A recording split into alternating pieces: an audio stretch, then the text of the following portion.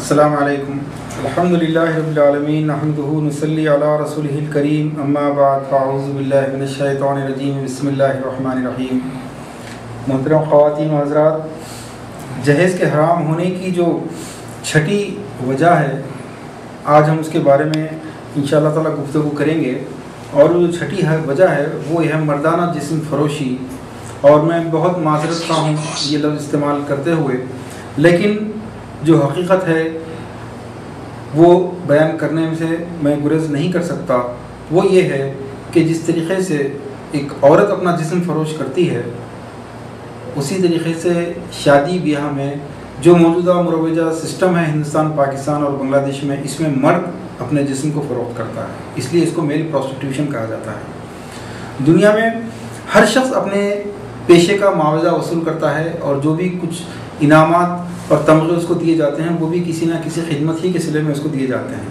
حتیٰ کہ جو ایک فاحشہ عورت ہوتی ہے، ایک بازاری عورت ہوتی ہے، وہ بھی اپنے جسم کو فروخت کرتی ہے، وہ لطف دیتی ہے اور اس کے بدلے میں مال وصول کرتی ہے، اس کے بدلے میں پیسہ وصول کرتی ہے. اب استری دھن کے نام پر، جوڑا گھوڑا کے نام پر، یا تلک کے نام پر، یا داج کے نام پر، نام چاہے جو بھی ہو، یہ مرد جو کچھ وصول کر رہا ہے، سوال یہ پیدا ہوتا ہے کہ یہ کس چیز کی قیمت وصول کر رہا ہے. کچھ پتہ تو چلے ہمیں کہ کس چیز کی قیمت وصول کر رہا ہے. قرآن حکم یہ دے رہا ہے، سورہ نساء میں اللہ تعالیٰ فرماتے ہیں فَمَسْتَمْتَعْتُمْ بِهِ مِنْهُنَّ فَآتُوهُنَّ أُجُورَهُنَّ فَرِيضَةً. جب تم عورت سے لطف اندوز ہوتے ہو تو اس کا مہر ادا کیا کرو. تو مطلب یہ کہ جس سے لطف آپ حاصل کر رہے ہیں اس کا حق یہ ہے کہ اس کو مہر ادا کرو. اور مہر کوئی عورت کی قیمت تو نہیں ہے، عورت کی مرضی کی علامت ہے، ٹوکن ہے کہ وہ اپنی مرضی سے آپ کو اجازت دے رہی ہے. لیکن یہاں الٹا دینے کے بجائے مرد جو لے رہا ہے، اس کا مطلب یہ ہوا کہ عورت مرد سے لطف لے رہی ہے، اس لیے اس کو پیسے پے کر رہی ہے. حالانکہ ہونا یہ چاہیے تھا کہ جب عورت ہی پیسہ دے رہی ہے، عورت ہی پلنگ لا رہی ہے، عورت ہی بستر لا رہی ہے، سب کچھ لا رہی ہے، تو مرد کو اس کے گھر جانا چاہیے. لیکن عورت بھی آئے بھی اپنا سب کچھ چھوڑ کے اور اس کو مال بھی لا کر دے.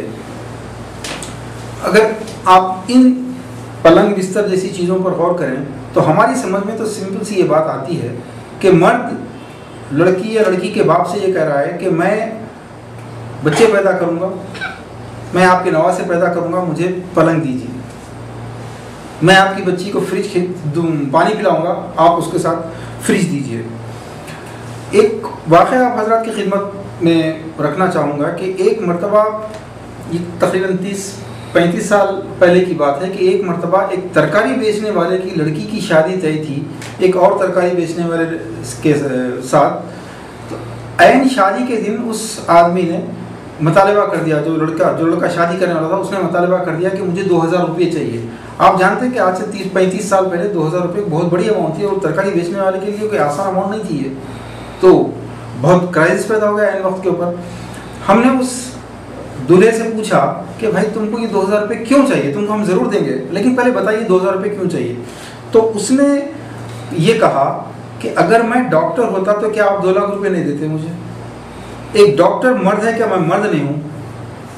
تو اس کا مطلب یہ ہوا کہ یہ مردانگی کی قیمت ہے. ایک ڈاکٹر کی مردانگی کی قیمت اس کے قابلیت کے لحاظ سے ایک ترکاری بیچنے والے کی، یا ایک آٹو چلانے والے کی، ایک کلرک کی، ایک سیکرٹری کی، کنارائی کی، ہر ایک کی ایک ایک قیمت مقرر ہے. تو آپ دیکھیے جس طریقے سے عورتوں کی، بازاری عورتوں کی قیمتیں مقرر ہوتی ہیں. جیسے پرانے زمانے میں نواب جو ہوتے تھے وہ رقاصاؤں کو اور یہ مجرا کرنے والیوں کو بلاتے تھے، گاڑی بھیج کر، گاڑی سجا کر ان کو بلاتے تھے نخروں کے ساتھ. اسی طرح آج کے جو دولہے ہیں ان کو بھی گاڑی سجا کر پھولوں سے 5000 روپئے 10,000 روپئے کی گاڑی سجا کر ان کو بھیجی جاتی ہے. اس کے ساتھ کئی نخرے ان کے شادی خانوں کے لیے کیے جاتے ہیں. لڑکا امریکہ میں ہے تو اس کا ریٹ اور بڑھ جائے گا، لڑکا سعودی عرب سے آیا ہے تو اس کا ریٹ اور بڑھ جائے گا، لڑکی ذرا کم خوبصورت ہے تو اس کا ریٹ اور بڑھتا چلا جائے گا. آپ دیکھتے جائیے کہ جیسے جیسے لڑکی والوں کی طرف سے ڈیمانڈ بڑھتی ہے، مرد کا ریٹ بڑھتا چلا جاتا ہے. ایک مقامی جو ہندوستان یا پاکستان کے اندر مقامی نوجوان ہے، اگر بے روزگار ہے یا معمولی سے روزگار ہے تو اس کا ریٹ نہیں بڑھتا. بڑھتا کس کا ہے ریٹ؟ جس کی آمدنی اچھی ہے، جس کی قابلیت اچھی ہے. تو یہ مردانگی کی قیمت یہ میل پروسٹیٹیوشن ہی کہلاتی ہے. اور آپ نے دیکھا ہوگا کہ جیسے ڈاکٹر جب تک کہ پیسہ نہ ہاتھ میں وصول کر لے پیشنٹ کا آپریشن نہیں کرتا، پولیس والا جب تک کہ پیسہ اس کے ہاتھ میں نہ آ جائے کسی کے مدد نہیں کرتا، اور ایک فاحشہ عورت جب تک کہ اپنا پورا پیسہ وصول نہ کر لے کسی گاہک کو داخل نہیں ہونے دیتی. اسی طریقے سے آپ نے دیکھا ہوگا کہ ان شادی بیاہ کے معاملات میں جب تک کہ لین دین کا واضح طور پر ہر بات طے نہ ہو جائے اور وہ شادی کے دن سے پہلے پلنگ فٹ نہ ہو جائے، آ کے وہ سامان پورا نہ پہنچ جائے اور وہ سونے اور دوسرے تمام چیزوں کی حاصل کرنے کی تمانیت نہ ہو جائے، دلہن کو گھر میں داخل نہیں ہونے دیا جاتا.